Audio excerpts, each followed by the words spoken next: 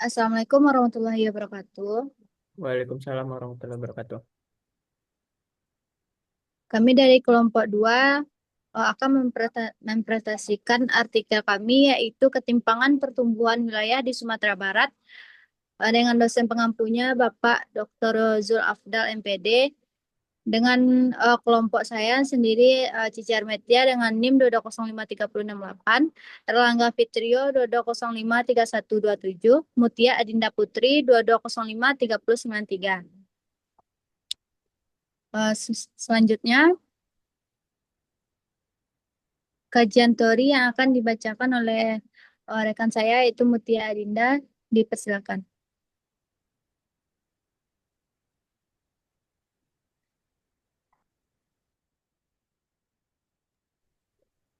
Baik, terima kasih moderator. Di sini saya akan menjelaskan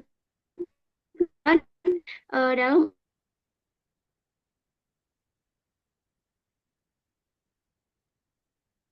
provinsi cenderung terpusat di Kota Padang.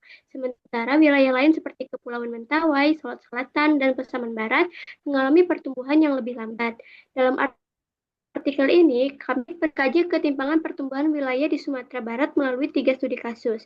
Yang pertama yaitu dominasi pertumbuhan di Kota Padang, kedua keterbelakangan Kepulauan Mentawai, dan yang ketiga ketergantungan wilayah terhadap jalur lintas Sumatera.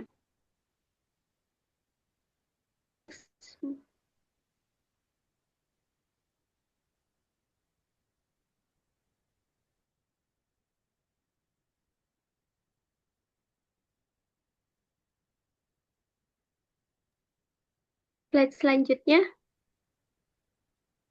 Udah next kan?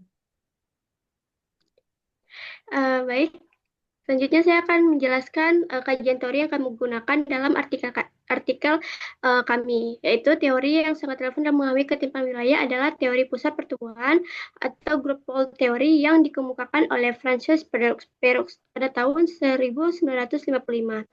Menurut Perroux, pembangunan ekonomi tidak terjadi secara tampak di semua tempat, melainkan dimulai dari titik-titik tertentu yang disebut pusat pertumbuhan atau growth poles. Ada pun teori lain yang turut menjelaskan ketimpangan adalah teori difusi inovasi oleh Thorsten Hegerstrand tahun 1953. Ia menjelaskan bahwa penyebaran inovasi teknologi atau pembangunan dari pusat ke pinggiran sangat dipengaruhi oleh faktor spasial seperti jarak, kondisi geografis, dan aksesibilitas. Hambatan geografis seperti pegunungan, kepulauan, atau keterbatasan transportasi dapat memperlambat bahkan menghambat proses difusi. Baiklah, hanya itu yang dapat saya sampaikan. Saya kembalikan kepada moderator. Baik, terima kasih kepada Mutia Adinda telah menjelaskan pendahuluan dan kajian teori. Selanjutnya, metode penelitian yang akan dijelaskan oleh Erlangga Fitrio kepada Vito. Dipersilakan. Baik, terima kasih kepada moderator. Berikutnya yaitu metode penelitian. Pada artikel kami ini, kami menggunakan pendekatan kualitatif dengan metode observasi observasi tidak langsung atau desk research sebagai teknik pengumpulan data. Observasi tidak langsung dilakukan dengan cara mengumpulkan, menganalisis, dan menginterpretasikan data sekunder yang relevan dengan topik ketimpangan pertumbuhan di wilayah di Provinsi Sumatera Barat. Data sekunder yang digunakan dalam penelitian ini meliputi artikel ilmiah, jurnal akademik, laporan instansi pemerintah, berita resmi, serta dokumen perencanaan pembangunan wilayah. Pengumpulan data dilakukan melalui studi literatur dari berbagai sumber terpercaya dan valid, baik dalam bentuk digital maupun cetak. Hmm, Berikutnya, hasil dan pembahasan dalam menganalisis artikel ini, kami menggunakan analisis SWOT atau Strange Opportunities, Street, Treat, eh, Strange Weakness, Opportunities, dan Threats. Digunakan untuk menggambarkan kondisi yang ada di tiga kasus studi yang kami pilih. Yang pertama yaitu Kota Padang sebagai pusat pertumbuhan.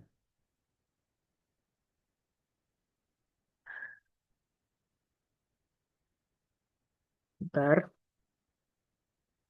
Eh, Adapun strength, kekuatan, kota ini memiliki kekuatan sebagai pusat pemerintahan dan pendidikan tinggi dengan hadirnya universitas seperti Universitas Andalas dan Universitas Negeri Padang. Infrastruktur transformasi yang lengkap meliputi pelabuhan, bandara, serta jalan nasional semakin memperkuat posisi kota ini. Selain itu, ju- selain itu, kota ini juga dikenal sebagai pusat perdagangan dan jasa terkemuka di Sumatera Barat. Lalu, weakness atau kelemahan. Pertumbuhan ekonomi dan pembangunan di wilayah ini terlalu terkonsentrasi pada pusat kota saja. Provinsi sangat bergantung pada Kota Padang sebagai motor penggerak utama. Selain itu, terjadi kesenjangan fasilitas antara pusat kota dan wilayah hinterland yang masih cukup signifikan. Lalu, opportunities yang ketiga. Opportunities atau peluang. Terdapat potensi besar untuk mengembangkan pusat pertumbuhan sekunder di luar pusat kota, di mana pengembangan ekonomi yang berbasis pada sektor jasa dan pendidikan menjadi peluang strategis. Selain itu, penerapan digitalisasi dan konsep smart city dapat meningkatkan kualitas pelayanan dan efisiensi kota. Lalu yang keempat yaitu ada threats atau ancaman. Urbanisasi yang berlebihan menimbulkan beban berat bagi kota dalam menyediakan infrastruktur dan pelayanan publik. Ketimpangan pembangunan antar wilayah regional cenderung terus melebar. Selain itu, ketergantungan fiskal provinsi yang terlalu besar pada pendapatan asli daerah dari Kota Padang yang menimbulkan risiko ekonomi. Baiklah, hanya itu saja penyampaian dari saya. Saya kembalikan kepada moderator. Terima kasih. Baik, terima kasih kepada Pita yang telah menjelaskan hasil pembahasan tadi. Selanjutnya dilanjutkan materi oleh Mutia Dinda. Kepada Dinda, dipersilakan. Baik, terima kasih moderator. Selanjutnya saya akan membacakan hasil dari pembahasan dari kasus kedua, yaitu ketimpangan Kota Padang dan Kepulauan Mentawai, berdasarkan dengan analisis SWOT, Strengths, Weakness, Opportunities, dan Threats. Yang pertama, Strengths atau kekuatan. Kepulauan Mentawai memiliki sumber daya alam yang melimpah, terutama di sektor perikanan, pariwisata, dan lautan. Kekayaan budaya dan keindahan alam yang eksotis menjadi daya tarik utama bagi wisatawan mancanegara. Lalu, analisis weakness atau kelemahan. Aksesibilitas ke Kepulauan Mentawai masih rendah karena transportasi laut sangat bergantung pada kondisi cuaca. Infrastruktur dasar seperti listrik, jaringan internet, dan fasilitas pendidikan itu masih minim. Dan wilayah ini juga sangat bergantung pada Kota Padang untuk kebutuhan layanan dan logistiknya.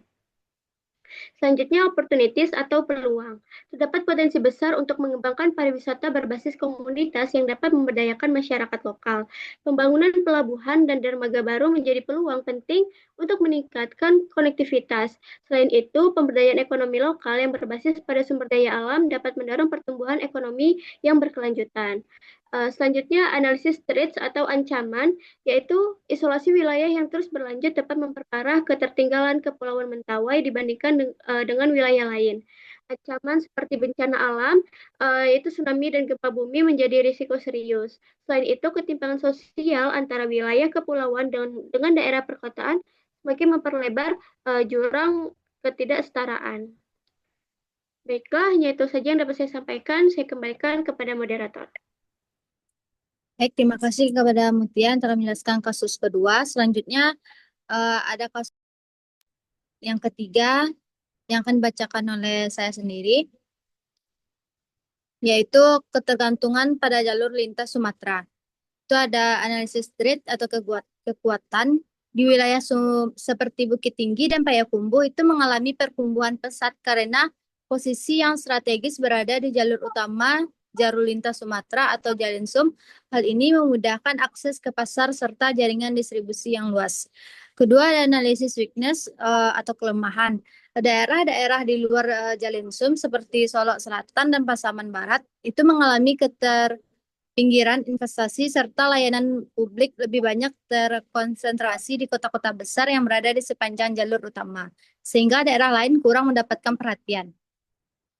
Tiga, opportunity atau peluang. Terdapat peluang untuk mendiversifikasi koridor pembangunan ke wilayah timur dan selatan guna mengurangi ketimpangan Pengembangan pelabuhan dan pembangunan jalan penghubung antar kabupaten dapat meningkatkan konektivitas dan pemeranan pembangunan. Keempat, itu ada analisis threat atau ancaman. Ketimpangan infrastruktur antara wilayah di sepanjang Jalin Sum dan jalur semakin memburuk. Migrasi penduduk dari daerah non-Jalin Sum ke daerah yang padat menjadi tantangan yang baru. Selain itu, ketimpangan pendapatan asli daerah atau PAD antar wilayah berpotensi memperlebar kesenjangan ekonomi. Kepulauan Mentawai dan Solok Selatan masih tertinggal akibat lemahnya infrastruktur dan konektivitas. Analisis SWOT menunjukkan bahwa kekuatan wilayah pusat belum dimanfaatkan untuk memperkuat daerah interland sehingga trickle-down efek belum efektif. Lalu eh, dap-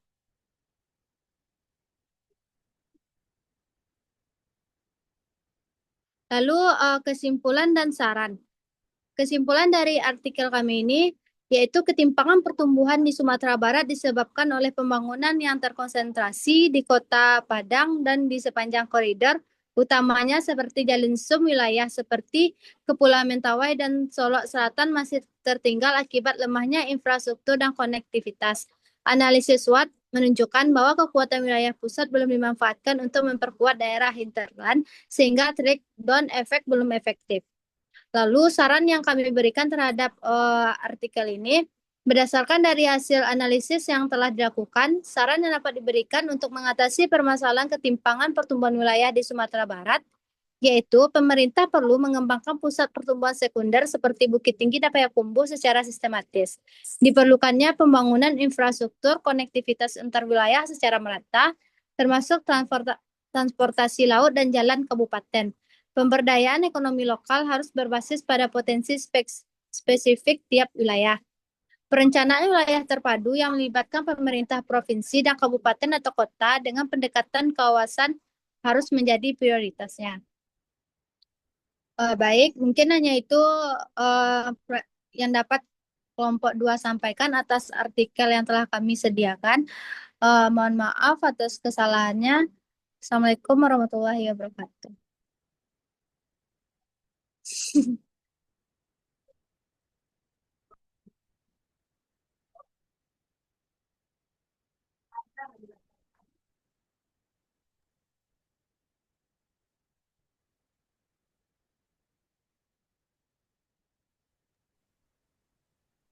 Kok direkam lagi, Pito?